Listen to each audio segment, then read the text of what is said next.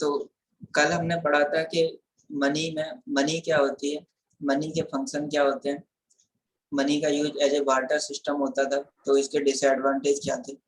फिर हमने पढ़ा कि सबसे पहले कॉमोडिटी मनी चलती थी वर्ल्ड वार के टाइम पे, जब चल रहा था वर्ल्ड वार 1, और तो सिगरेट चला करती थी कॉमोडिटी मनी के नाम पे, सिगरेट दे दी तो सिगरेट ले ली ऐसे।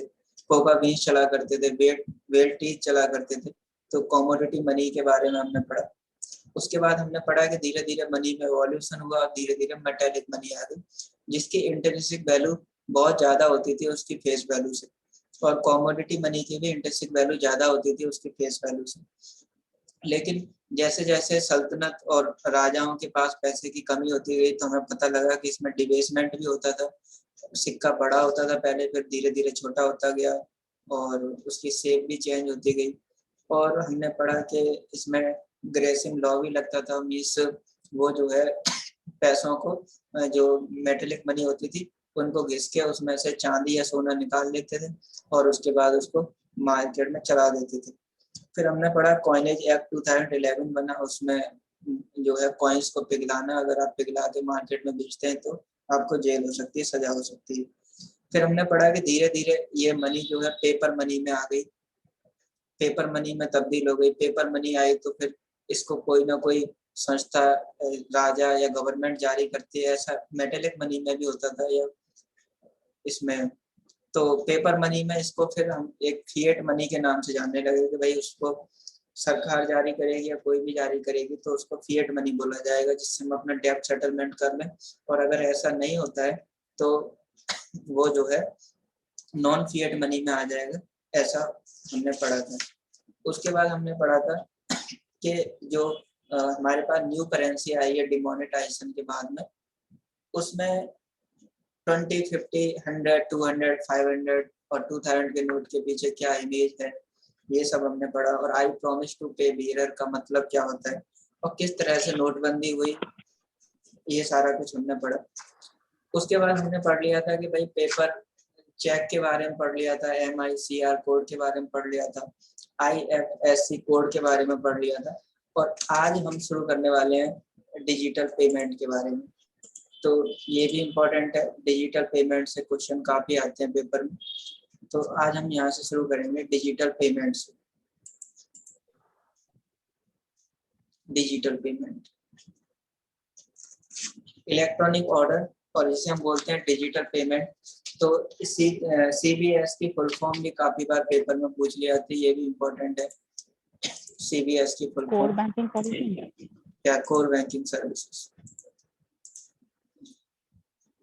कोर बैंकिंग सिस्टम या कोर बैंकिंग सर्विसेज बोलते हैं। सी से core, solution, banking solution, solution भी बोलते हैं CBS। तो CBS क्या होता है? इट्स ए बैंकिंग सॉफ्टवेयर, एक बैंकिंग सॉफ्टवेयर होता है विद वेब प्लेटफॉर्म, जिसमें वेबसाइट भी होती है।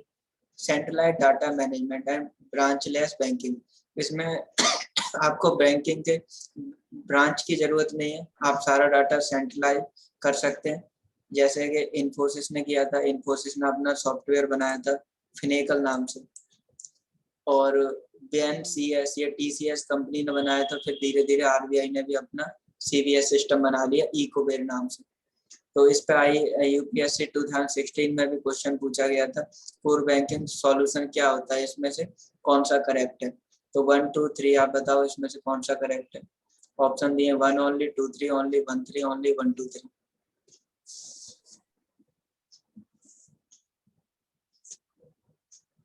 कोर बैंकिंग सॉल्यूशन,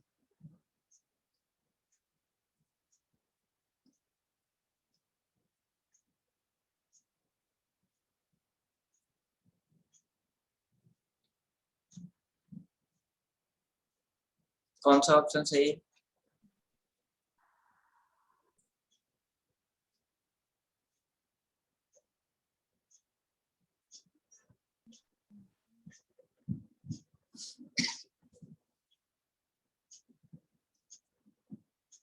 तो इसका 1 and 3 नहीं, इसका सेकंड एंड थर्ड पार्ट गलत है, केवल फर्स्ट पार्ट सही है। It is a networking of banks branches which enables customer to operate their account regardless of where they open their accounts. तो ये सब core banking solution, core banking system से ही होता है, सॉल्यूशन से। थर्ड पार्ट गलत है। It is a detail procedure by which A bank with huge non performing asset is taken over by another bank. कोई और बैंक ले लेगी, ऐसा कैसे हो सकता है? ओवर बाय अनदर बैंक, ऐसा बिल्कुल भी नहीं। तो अब डिजिटल पेमेंट सिस्टम में दो चीजें आ गई, एक होती है आरटीजीएस, दूसरा होता है नेफ्ट। इसकी पेपर में फुल फॉर्म भी पूछ लेते हैं, रियल टाइम ग्रॉस सेटलमेंट, और इसकी नेफ्ट की फुल फॉर्म होती है नेशनल इलेक्ट्रॉनिक फंड ट्रांसफर। इनकी फुल फॉर्म भी काफी बार एग्जाम में पूछी जाती है। तो जो आरटीजीएस होता है इसमें मिनिमम 2 लाख से 2 लाख टू रुपीज 2,000 करोड़ की ट्रांसफर हो जाती है। Meet for corporate and high value transaction. तो आरटीजीएस किसके लिए यूज करते हैं? कॉर्पोरेट के लिए, और बहुत ज्यादा ट्रांजेक्शन करनी है उसके लिए। और अभी तो आरबीआई ने इसका टाइम बढ़ा दिया है। पहले इसकी working time 8 AM to 5:30 PM होती थी, और इस पर सर्विस फी भी लगती थी, जीएसटी भी लगता था। अभी सरकार ने सब पे छूट दे रखी है। In 2019 June RBI waived charges and asked bank to pass benefit to the customer. क्योंकि सरकार चाहती है कि डिजिटल पेमेंट बढ़े, इसलिए उन्होंने यूपीआई और ये सब पे छूट दे रखी है, कोई चार्जेस एक्स्ट्रा नहीं लगता। नेफ्ट पे ट्रांसफर अप टू ₹10 लाख, हम जो है केवल अपने 10 लाख रुपए तक का ट्रांसफर नेफ्ट से कर सकते हैं। Settles net amount between bank at 30 minute before 8 AM to 7 PM on working day. और अभी इसको टाइम बढ़ा दिया इसका। Total 23 settlement in India. Service fee और जीएसटी होता है, पर आरबीआई ने हटा दिया। उसके बाद सरकार ने एनपीसीआई लेके आई, national payment corporation of India, NPCI. इसने आईएमपीएस इमीडिएट पेमेंट सर्विस शुरू कर दी, आईएमपीएस इमीडिएट पेमेंट सर्विस। और ये 24/7 होती है, और आप इंटरनेट है तो आप कहीं भी कुछ भी कर सकते हैं। मिनिमम 1 से 2 लाख रुपए आप अपने ट्रांसफर कर सकते हैं अकाउंट से। While RTGS NEFT require IFSC code, वहां पे आपको आईएफएससी कोड की जरूरत पड़ेगी, institute of financial services code की जरूरत पड़ेगी। लेकिन आईएमपीएस में ऐसा कुछ नहीं होता है। Code so can be offered by bank, but IMPS can offered by bank as well as prepaid payment instrument PPI. कोई भी कर सकता है, मोबाइल वॉलेट के थ्रू भी कर सकते हैं, फोन जैसे फोन पे, मोबीक्विक, गूगल पे, तो ये से कर। इस पर सर्विस फी और जीएसटी लगता है, पर अभी सरकार ने छूट दे रखी है तो हम ऐसे ही पेमेंट करी जाती है। कुछ मिससेलियस पेमेंट भी होते हैं, जैसे कार्ड पेमेंट। तो जैसे मास्टर कार्ड हो गया, वीजा कार्ड हो गया, एनपीसीआई ने अपना रुपए कार्ड लगा दिया। पहले क्या होता था, ये मास्टर कार्ड और वीजा कार्ड ये फॉरेन कंपनी से हम लेते थे तो बहुत ज्यादा चार्जेस पे करने पड़ते थे। उसके बाद रुपए कार्ड आ गया तो एनपीसीआई ने इसको लॉन्च किया, तो अब हमें बहुत कम जो अपने एटीएम होता है उसका बहुत कम चार्ज देना पड़ता है। मास्टर कार्ड, वीजा कार्ड का ये बैंक 250-260 रुपये चार्ज करती है, पर इसका 139, 129 ऐसे मतलब 100-200 का फर्क होता है। They are not free. इस पर एक चार्ज लगता है जिसे बोलते हैं, इसके बारे में थोड़ी देर में पढ़ेंगे, इसको बोलते हैं MDR, merchant discount rate charge applicable. मतलब कि जैसे आपका एटीएम एसबीआई का है और आप कहीं भी किसी के यहाँ मान लो विशाल मेगा मार्ट में या कहीं बिग बाजार में जाते हैं और वहाँ पे एचडीएफसी का है पीओएस मशीन, तो आप एसबीआई से एचडीएफसी में ट्रांसफर कर रहे हैं तो आपको कुछ ना कुछ एमडीआर देना पड़ेगा, मर्चेंट डिस्काउंट रेट, आपको कार्ड पे पे करना होता है। उसके बाद होती है clearing services. RBI national electronic clearing services, ECS बोलते हैं, और NPCI national automatic clearing house, NACH.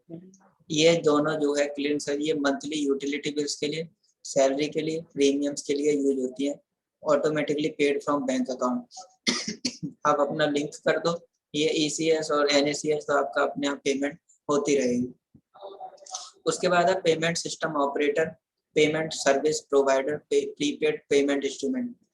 ये क्या होता है, they have to register with RBI. इन्हें आरबीआई के पास अपना रजिस्टर कराना पड़ेगा, किसके under? Payment and settlement system act 2007 के तहत। इसमें आपको एनपीसीआई, पेटीएम, अमेजोन पे या वेस्टर्न यूनियन हो गया, ये सब किसके तहत देश में काम करते हैं? Payment and settlement system act 2007 के तहत इन्हें आरबीआई अपने परमिशन देती है, आरबीआई अपने इन्हें रजिस्टर कराती है। तो नेक्स्ट टॉपिक है, बहुत इंपॉर्टेंट टॉपिक है, इसको बोलते हैं इंटरऑपरेबिलिटी। इंटरऑपरेबिलिटी क्या है, अभी भी इंडिया में नहीं। जैसे कि अगर मैं पेटीएम के वॉलेट से पैसे भेजना चाहूँ, मोबीक्विक में नहीं जाएंगे, मोबीक्विक के वॉलेट में नहीं। क्यों क्यों नहीं जाएंगे? क्योंकि इंटरऑपरेबिलिटी नहीं है। लेकिन पेटीएम के वॉलेट से पेटीएम के वॉलेट में पैसे चले जाते हैं, तो इस चीज को बोलते हैं इंटरऑपरेबिलिटी। जैसे कोई कस्टमर है, कस्टमर ने अपना फोन पे से किसी बंदे को पैसा भेजा, फोन पे से चला गया, ये सारा पैसा ये जो भी सिस्टम में जाता है जिसको बोलते हैं एनपीसीआई, जिसे हमें आईएमपीएस के थ्रू करते हैं, तो फोन पे से फोन पे में चला जाएगा, लेकिन मोबीक्विक में नहीं जाएगा। ये फिगर में ये दिखाया गया है। तो इंटरऑपरेबिलिटी की डेफिनेशन क्या है? Interoperability is the ability of customer to transact across commercially and technically independent payment platform. लेकिन आजकल जो है ये आप जो पीछे कैमरा लगा है उसमें जो ऊपर फोन पे का कार्ड लगा हुआ है, वहां पे आप देख सकते हो, ये जो है यूनिवर्सल है, मतलब कि किसी भी अकाउंट से मैं इसमें पैसे मंगा सकता हूँ। लेकिन नॉर्मली वॉलेट टू वॉलेट नहीं होते हैं, क्योंकि इंटरऑपरेबिलिटी प्रॉब्लम होती है। legal complication under Payment and Settlement Act System Act 2007, so we do not have full interoperability। हर किसी को इस एक्ट के तहत आपको रजिस्टर करवाना पड़ेगा, अगर आप रजिस्टर नहीं करवाते हैं तो इंटरऑपरेबिलिटी आपको पूरी नहीं मिलेगी।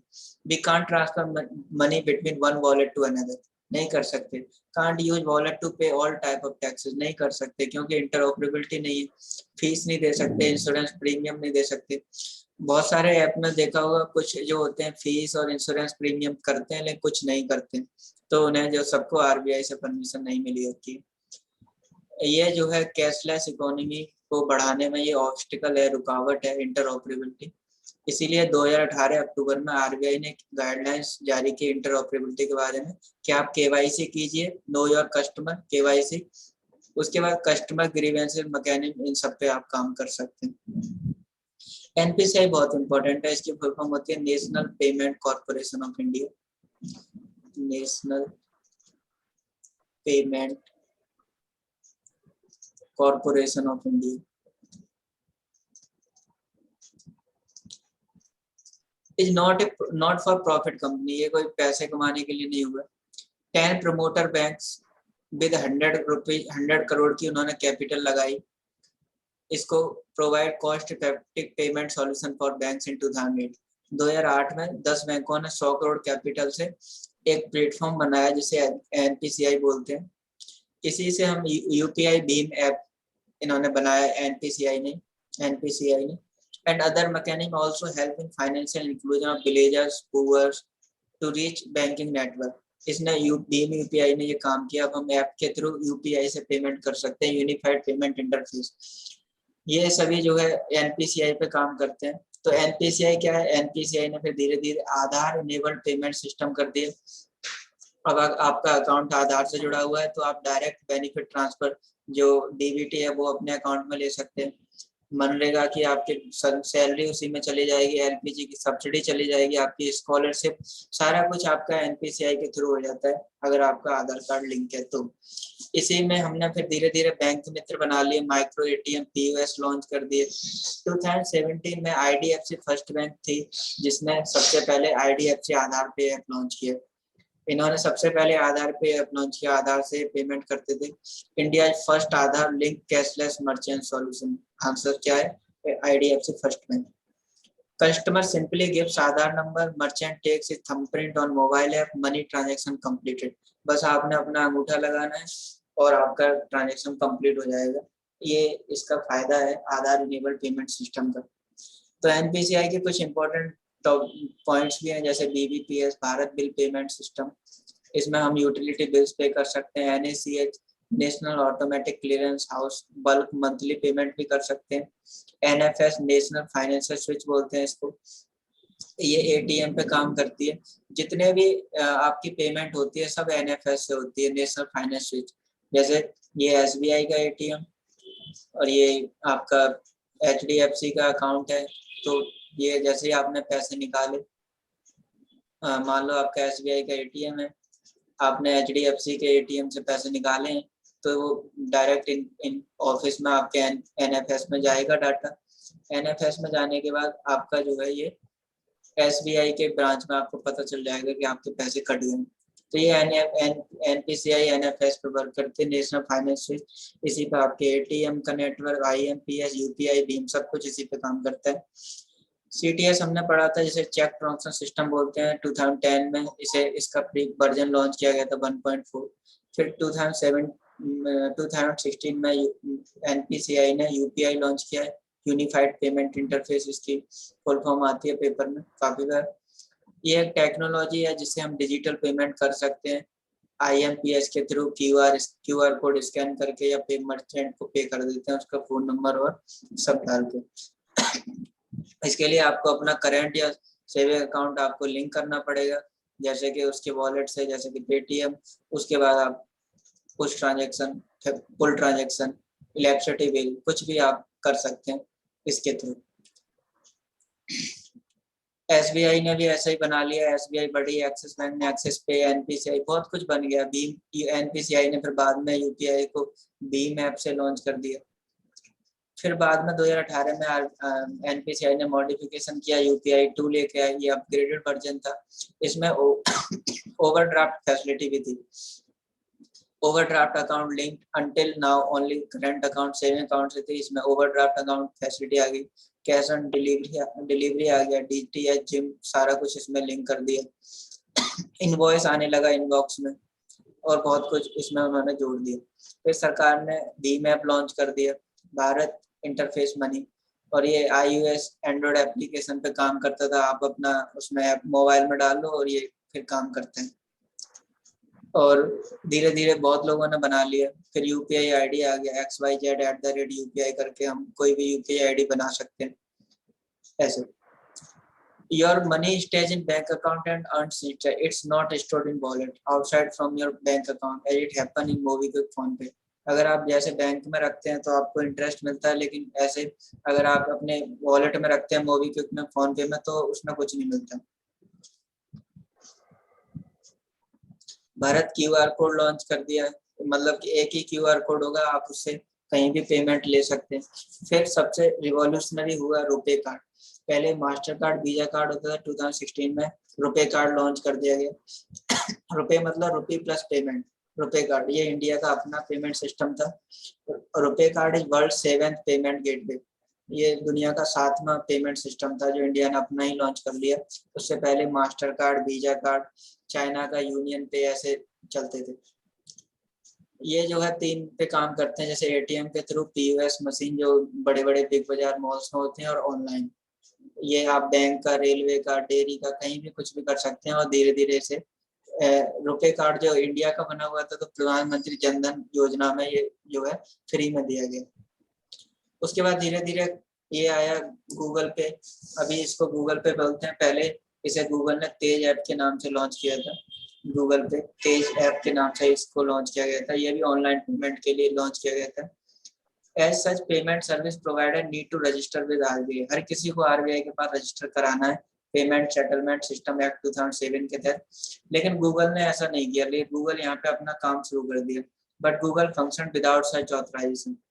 फिर इस पे 2019 में अप्रैल में केस हुआ, दिल्ली हाईकोर्ट ने इंक्वायरी की, गूगल को क्लैरिफाई करना पड़ा। गूगल ने कहा Google pay operate as a technology service provider to its partner bank using UPI। गूगल ने कहा हम किसी का पैसा नहीं रखते, हम केवल बैंक के साथ पार्टनरशिप करते हैं और पैसा एक जगह से दूसरी जगह पहुंचाते हैं, तो हम ये टेक्नोलॉजी देते हैं, हम कोई किसी का पैसा नहीं रखते। गूगल ने ऐसा बोला। It's not a part of payment processing और सेटलमेंट। उन्होंने कहा हम कोई सेटलमेंट नहीं कराते हैं, बस एक प्रोसेस है, ये टेक्नोलॉजी देते हैं बस हम। Payment is directly done from one bank account to another. इसीलिए ये बच गया। 100 करोड़ रुपए का दे के लाइसेंस लेना पड़ता है, गूगल पे बच गया। तो अब तक हमने पढ़ी, सबसे पहले कॉमोडिटी मनी थी, फिर हमने पढ़ा कॉमोडिटी मनी के बाद धीरे धीरे मेटालिक मनी आ गई, और फिर हमने पढ़ा पेपर मनी आ गई, और पेपर मनी में ये आ गई, पेपर भी अब बंद हो गया, डिजिटल आ गया। तो फिर प्लास्टिक मनी चलने लगी। प्लास्टिक मनी में आपके 2 बड़ी मनी होती है, एक होता है आपका क्रेडिट कार्ड और डेबिट कार्ड, जिसे हम प्लास्टिक मनी बोलते हैं क्योंकि ATM जो है प्लास्टिक के बने होते हैं। तो अगर हम क्रेडिट कार्ड देखें, it allow holder to make purchase on credit loan, एक तरह से आपके अकाउंट में पैसे ना हो फिर भी आप परचेजिंग कर सकते हैं, लेकिन डेबिट अकाउंट में ऐसा नहीं होता है। डेबिट अकाउंट में आपके अकाउंट में जितने पैसे हैं आप उतने ही पे कर सकते हैं, बाकी नहीं। और बाद में जो आपका अकाउंट है क्रेडिट अकाउंट में आपको ईएमआई के थ्रू आपको पेमेंट करनी है जितना भी आपने लिया है। Debit card shopping only if you have bank balance, अगर आपके अकाउंट में पैसा है तभी आप डेबिट कार्ड के थ्रू कर सकते हैं, लेकिन क्रेडिट कार्ड में ऐसा नहीं है, अगर पैसा है तो भी शॉपिंग कर सकते हैं, नहीं है तो भी कर सकते हैं, तो वो क्रेडिट कार्ड होता है। Credit card use for withdrawing money from ATM, credit card से भी आप अपने अकाउंट एटीएम से पैसा निकालने लगते हो। Then it's a type of borrowing, मतलब ये उधार लेना हुआ क्योंकि वो पैसे आपके नहीं होते, लेकिन जो डेबिट कार्ड से विड्रॉ करते हैं वो हमारे अपने पैसे होते हैं, सो इट्स नॉट बोरोइंग, ये बोरोइंग नहीं है। तो अभी तक हमने दो प्लास्टिक मनी के बारे में पढ़ा, डेबिट कार्ड और क्रेडिट कार्ड के बारे में। नेक्स्ट करते हैं हाइब्रिड कार्ड। जो आपके हाइब्रिड कार्ड होते हैं इसमें क्या होता है, क्रेडिट कार्ड और डेबिट कार्ड दोनों एक साथ एक ही कार्ड में दोनों दो चिप लगी होती है, क्रेडिट कार्ड की और डेबिट कार्ड की। सो आपको दो कार्ड नहीं रखने पड़ते। ये इंडसइंड बैंक ने अपना सबसे पहले जैसे जारी किया है, इंडसइंड बैंक हाइब्रिड कार्ड। तो इस तरह से बैंक अपने डीओ कार्ड भी जारी करती है। एक होता है आपका प्रीपेड कार्ड, ये भी एक तरह का डेबिट कार्ड होता है। इसे जो है debit card is linked with given bank account, a person can buy prepaid card even without having account in bank. जैसे आईआरसीटीसी ने अपना कर रखा है यूबीआई प्रीपेड कार्ड, तो अगर आप आईआरसीटीसी का ले लेते हैं कार्ड तो आप जो है ट्रेन की टिकट बुक कर सकते हैं, which can be used for buying train ticket and meals. तो इस तरह से प्रीपेड कार्ड भी हम ले सकते हैं। जैसे यूनियन बैंक का भी अपना है, यूनियन बैंक भी देती है। तो ये सब प्लास्टिक मनी है। National common mobility card NCMC ये 2019 में ministry of housing and urban affair ने लॉन्च किया था। तो देखो इस तरह के क्वेश्चन आईएएस में आते हैं। अगर आप जो है आईएएस का पेपर उठा के देखेंगे पिछले 1 और 2 साल का, तो आप देखेंगे इस तरह से वो मिनिस्ट्री भी पूछते हैं कि ये किस मिनिस्ट्री से। अब इकोनॉमिक्स का क्वेश्चन है नेशनल कॉमन मोबिलिटी कार्ड, और अगर पूछे कि ये किस मिनिस्ट्री ने, तो किसी भी के भी दिमाग में नहीं आएगा कि ये ministry of housing and urban affair launch कर सकती है, क्योंकि भाई इकोनॉमी की बात है तो इसको इकोनॉमिक मिनिस्ट्री लॉन्च करेगी। Housing and urban affair ministry का क्या मतलब, वो घर बनाने का काम है उसका। तो आईएएस में ऐसे क्वेश्चन बहुत आते हैं। Got India first indigenously developed one nation one card model, एक देश एक कार्ड। ये जो है ये भी एनपीसीआई के हेल्प से बना। इसमें हमने भारत इलेक्ट्रॉनिक लिमिटेड की भी मदद ली, सीडेक की मदद ली, और फिर हमने ये नेशनल कॉमन मोबिलिटी कार्ड बना दिया। ये जो है बैंक जारी करती है। ये भी एक तरह का, इसका नेचर डेबिट क्रेडिट या प्रीपेड कार्ड की तरह होता है। ये मेट्रो, बस, सब urban railway, toll, parking, smart city में आप जो है पेमेंट के लिए यूज कर सकते हैं। नेक्स्ट उन्होंने किया था स्वीकर ऑटोमेटिक फेयर कलेक्शन, फेयर किराया कलेक्ट हो जाता है। स्वागत स्वचालित ऑटोमेटेड गेट, ये सब नेशनल कॉमन मोबिलिटी कार्ड के थ्रू ये mission ministry of housing urban affair ने किया। अब कार्ड आए तो फिर इसमें जो है सिक्योरिटी फीचर भी डालने पड़े। सबसे पहले मैग्नेटिक कार्ड चला करते थे 60s में, 60 टेक्नोलॉजी, उसमें एक मैग्नेटिक स्ट्रिप लगी होती थी, लेकिन पता लगा कि इसका डुप्लीकेट बन जाता है, क्लोन हो जाता है, स्कीमिंग हो जाती है, तो इसमें फ्रॉड बहुत हो रहे थे। तो 1 जनवरी 2019 को आरबीआई ने बोला कि आरबीआई स्टॉप सच कार्ड। उन्होंने कहा अब आप मैग्नेटिक कार्ड नहीं यूज करेंगे। तो धीरे धीरे ईएमवी कार्ड आ गई। धीरे धीरे ईएमवी कार्ड आ गया जिसमें जो है चिप लगी होती थी। इसको ईएमवी की फुल फॉर्म होती है Europay master card and visa. जो आपके पास भी हमारे पास जो एटीएम होते हैं, ई से यूरोपे, यूरोपे, मास्टर, एम से मास्टर कार्ड तो आपने देखा हो, एंड वीजा। ये अभी जो है मास्टर कार्ड और वीजा अभी भी चल रहा है, लेकिन रुपए ज्यादा चलता है। प्राइवेट बैंक ही मास्टर कार्ड वीजा कार्ड दे रही हैं अभी, बाकी सब रुपए देती है, रुपए कार्ड। तो इसमें चिप लगी होती है और फिर वो हम एटीएम में डालते हैं तो हमारा वो चिप से डाटा आ जाता है। आरबीआई है order migration 2030 finally effective. RBI ने 2013 में माइग्रेशन करने का ऑर्डर दिया था, लेकिन इंडिया को 7 साल लग गए मैग्नेटिक कार्ड से ईएमवी कार्ड में शिफ्ट होने में। इसमें 2 टाइप होती हैं, एक होती है ईएमवी कॉन्टैक्ट, जिसमें कॉन्टैक्ट के थ्रू होता है, एटीएम डालते हैं कॉन्टैक्ट होता है। फिर एक होता है आपका ईएमवी कॉन्टैक्ट लेस, मतलब कि बिना कार्ड डाले बाहर से रख के ही उसमें पेमेंट आपकी कैश विड्रॉल हो जाता है। ये जो है RFID सिस्टम पे वर्क करते हैं, रेडियो फ्रिक्वेंसी आइडेंटिफिकेशन टेक्नोलॉजी पे। नेक्स्ट है कार्ड टोकनाइजेशन।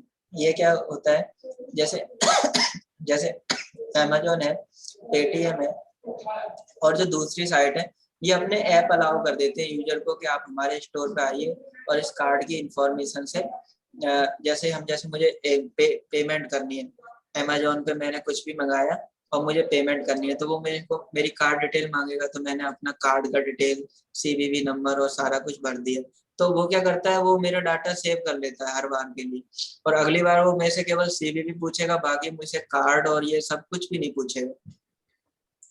तो owner name, card number, expiry date ये नहीं पूछेगा, बस CVV नंबर पे बार बार पूछता है। Next transaction can be finish faster without having retype दो डिटेल।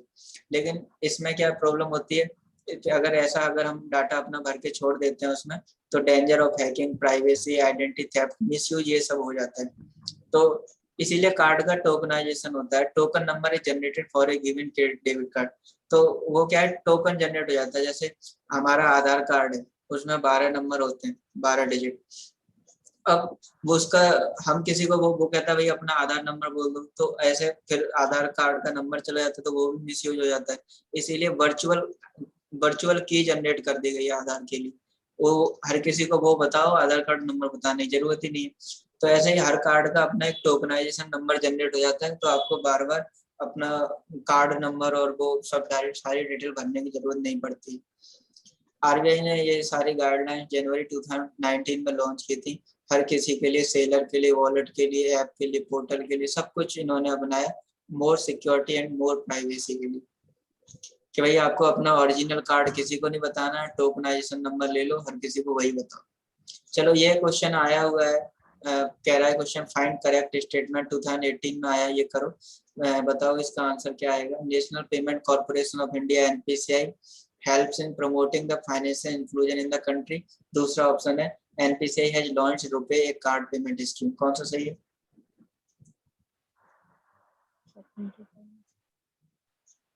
कौन सा सही है? दोनों नहीं, एक सही है, पहला। दूसरा गलत है, क्योंकि NPCI ने नहीं रुपए कार्ड लॉन्च किया है ना, कार्ड पेमेंट स्कीम NPCI ने नहीं लॉन्च की है, ये रुपए कार्ड पेमेंट स्कीम। ये पहला सही है कि NPCI देश में फाइनेंशियल इंक्लूजन में मदद करती है, ये सही है। दूसरा बताओ फाइंड करेक्ट स्टेटमेंट, ये भी 2018 में आया। भीम app allow the user to transfer money to anyone with a UPI enabled bank account. Dial a chip pin debit card has 4 factor of authentication, भीम app has only 2 factor of authentication. ये पूछ रहे, option दिया 1 2, both 1 and 2, neither 1 and 2।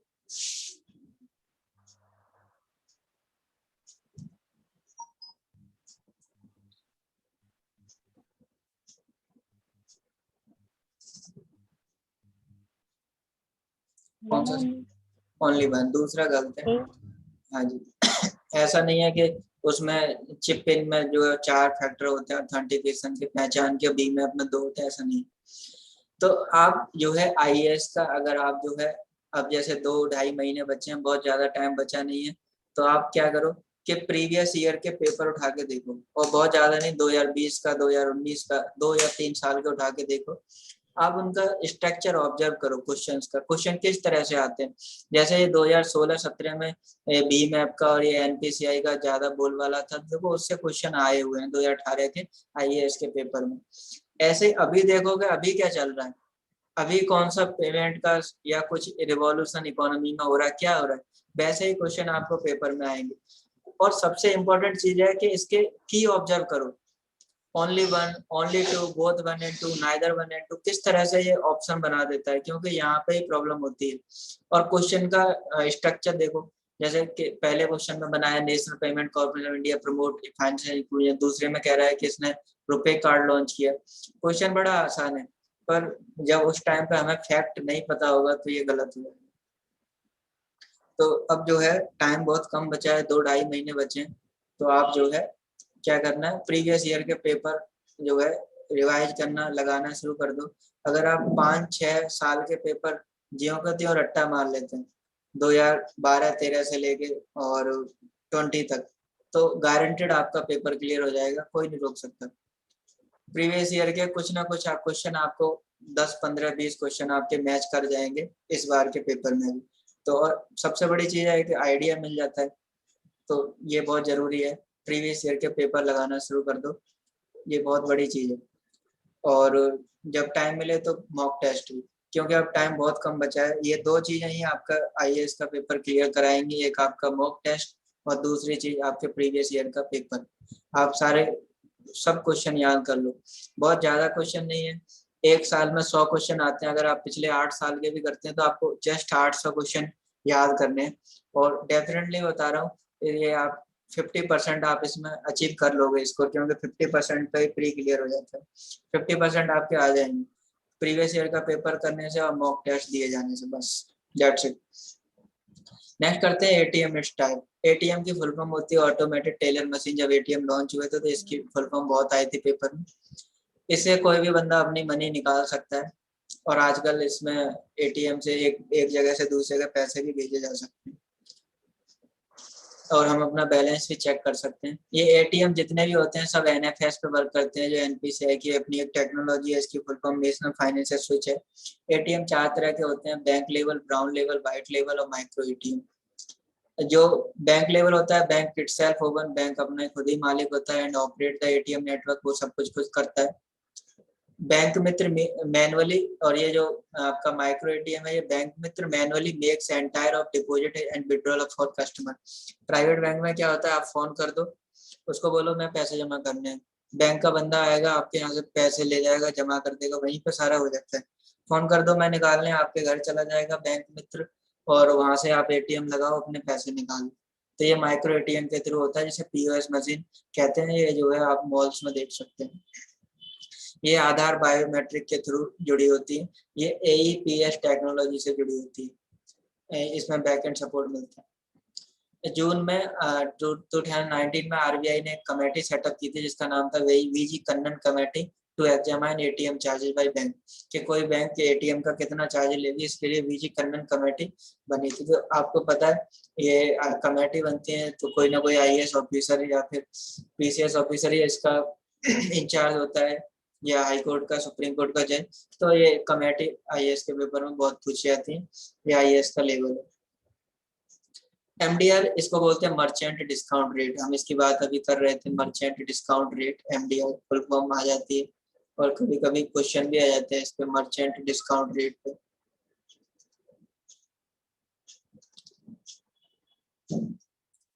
तो एक बार मैं disconnect करके एक बार फिर से ये लिंक भेजता हूँ, फिर करते हैं एमडीआर।